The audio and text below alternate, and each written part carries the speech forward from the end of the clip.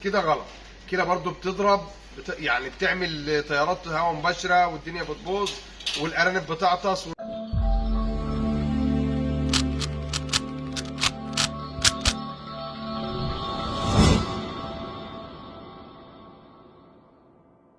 السلام عليكم ورحمة الله وبركاته. سبحانك اللهم ربي وبحمدك، سبحانك ربي العظيم. اللهم صل وسلم وبارك على سيدنا محمد. أحبائي الكرام، مربي الأرانب في كل مكان داخل مصر وخارج مصر، يا رب دايما من نجاح لنجاح وتبقوا في أفضل حال إن شاء الله رب العالمين. زي ما عودتك الوصية بتاعتي في أول الفيديوهات، دايما اتفرج على الفيديو للآخر. المعلومة ممكن تكون في آخر الفيديو علشان تستفيد. ولو عجبك الفيديو بتاعي هتعمل لي لايك، ما تبخلش عليا بيه، علشان برضو اللايك ده بيساعدنا في الانتشار، وتشارك الفيديو لغيرك عشان الدل على الخير كفاعله. النهارده الناس مثلا احنا عمالين نقول دفي يا جماعه، دفوا المزارع يا جماعه، خلوا بالكم يا جماعه، دفي المزرعه كويس. خلي بالك احنا في الشهرين دول في 1 و2 بقى الجو برد جدا. فطبعا المزارع يا جدعان، يعني في ناس المزارع الكبيره يعني او الناس اللي شغاله من زمان عندهم شفاطات وشغالين على تايمر وشغال. ولما بيكون مشغل شفاطه على تايمر انه بيشتغل كل ساعه مثلا ربع ساعه او كل ساعه مثلا 10 دقائق، فبيبقى عنده نظام، بيبقى قافل شبابوكه كلها وبيفتح ومشغل الشباك على ايه، مشغل قصدي الشفاط على تايمر. كل ساعه بيشتغل قد ايه؟ مثلا ربع ساعه. وانت مقفل الشبابيك وشغال بالشفاط بيجي يسحب الامونيا كلها اللي في المكان. وبرده اي بص اي يعني الفاصل ده اهو اللي بين الشباك وبعضه ده، الفاصل الصغير ده اهو، طبعا لما الشفاط بيشتغل بيجدد منه الهواء وبيشغل منه الهواء وبيبقى كده، وفي نفس الوقت مدفي وفي تهويه في المزرعه جيده، والشفاط بيسحب الامونيا وبيسحب الرطوبه، يبقى هو ماشي كويس. دي بالنسبه للمزارع الكبير. طب انت عندك اوضه مثلا 5 في 5 وعملت فيها شفاط، برضه شفاط 60 في 60، برضه قفل وشغل الشفاط على التايمر زي ما بقول لك كده. طب انا مشغل الشفاط على التايمر وبيبقى عندي مفيش هواء بيخش لي ومقفل كويس، هقول لحضرتك برضه انت لازم يبقى يخش لك هواء جديد، لازم اجدد الهواء في المزرعه، لازم. يعني مش معنى ان انا دفي واقفل واكتم يبقى ما بدخلش هواء جديد المزرعه، لا ابدا. اجي في الوقت مثلا اللي فيه الشمس طالعه، اللي شويه مثلا لقيت الجو كويس، اجي بسرعه اقوم فاتح الشباك بتاعي ومشغل الشفاط. افتح الشباك بتاعي ازاي؟ ده المهم وده اللي انا عايز اقوله لك في الفيديو. ما افتحش الشباك كله، ما اقومش فاتح الشباك واقول الدنيا شمس، افتح الشبابيك كلها واشغل الشفاط وبهدل الدنيا وابقى طيار هواء مباشر، لا ابدا. زي احنا شبابيك دايما بوصي اي حد عامل في اوضه، عامل على السطح، عامل كده، لازم يخلي شباكه زي شباك المزرعه. ليه؟ علشان تمام اما بتشد كده الشباك الهواء داخل اهوت، الهواء بيروح فين؟ الهواء بيطلع يخبط في السقف. الهواء كده مش مباشر، ما بيروحش مباشر على الارانب تحت. ما بفتحش الشباك كله كده عشان الهواء ما بقاش مباشر، لا اهو. انا مش محتاج في الشتاء اما اجي اجدد الهواء بتاع العنبر او الاوضه شويه اكتر من دول كده، تمام؟ 5 سم اهو، مش عايز اكتر من كده. اما اجي اهوي، طب انا مشغل الشفاط وعايز اهوي شويه، عايز ادخل هواء جديد حتى في الشمس، بفتح الشفاط بص و5 دقايق كده وعلى طول. يعني ايه؟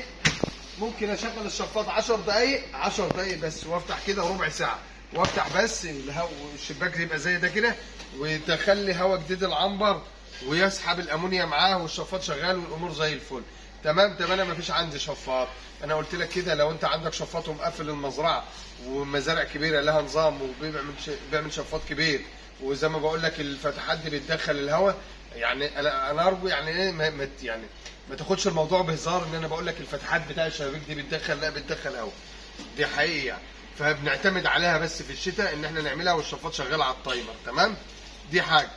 الحاجه الثانيه ان لما يكون عندك شفاط وعاوز تفتح وتقوم عامل الشباك زي ما انا وريته لك كده، وتفتح ايه يعني 5 سم بس كده، تجدد الهواء بتاع الحته الاوضه بتاعتك وعلى قد المكان بتاعك. يعني مكان زي ده محتاج له ربع ساعه، اوضه زي اللي عند حضرتك محتاجه 5 دقايق بس، 5 دقايق تشغل الشفاط وتفتح كده، 5 دقايق تكون جددت الهواء وترجع تقفل الشبابيك وتبطل الشفاط على طول. بس كل يوم استخدم يعني في الوقت اللي انا شايف فيه ان الشمس كويسه والدنيا حلوه اعمل كده.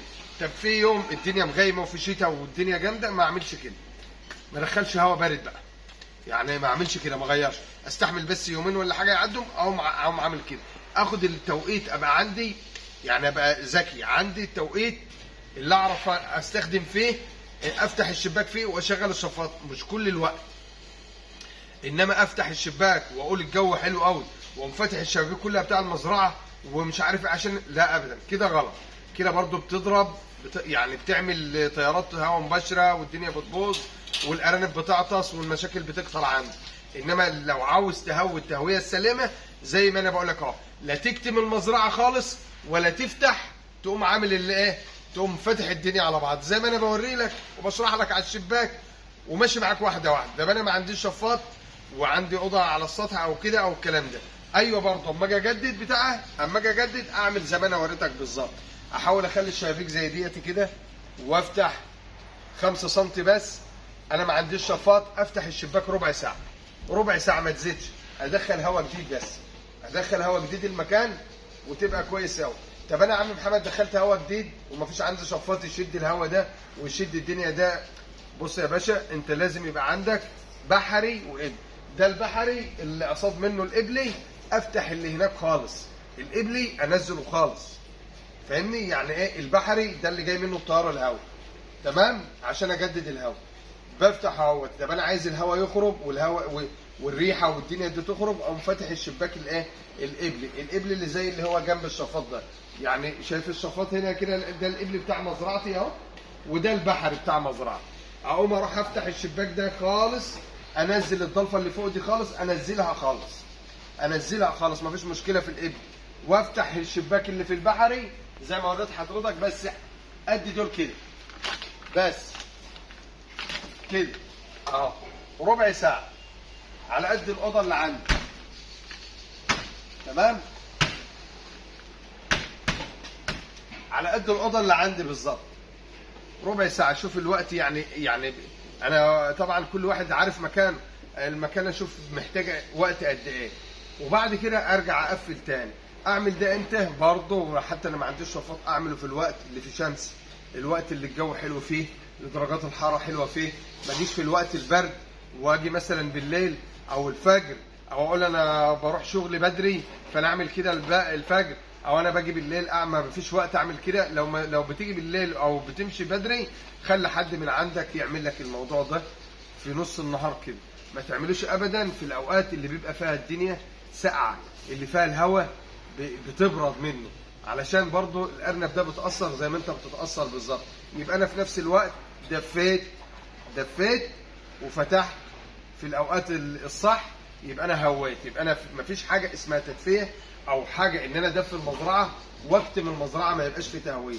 لازم يبقى في تدفئه مع تهويه.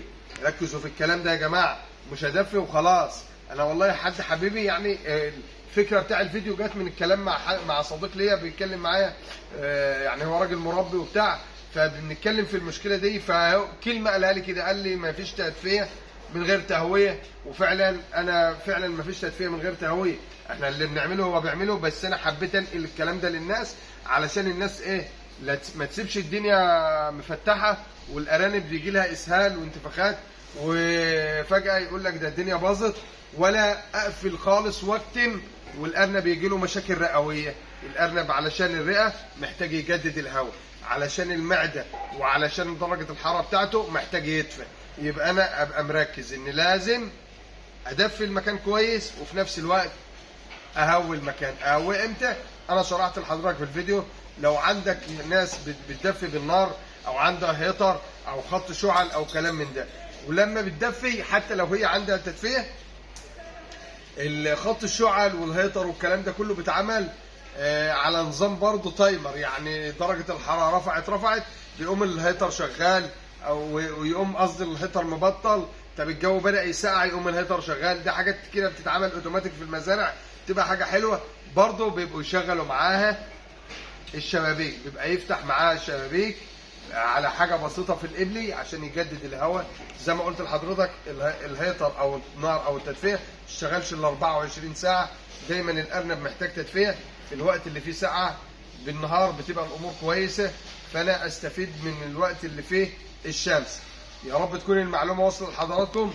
لو محدش فاهم او المعلومه مش واصله لحضرتك، برضو علق لي تاني وانا اعمل لك الفيديو تاني. احنا عاملين قناه عشان نفيد الناس وعشان نفضل نتكلم مع الناس تحياتي لكل الناس دايما مشرفيني ومنوريني على قناه اخوكم محمد حسان. السلام عليكم ورحمه الله وبركاته.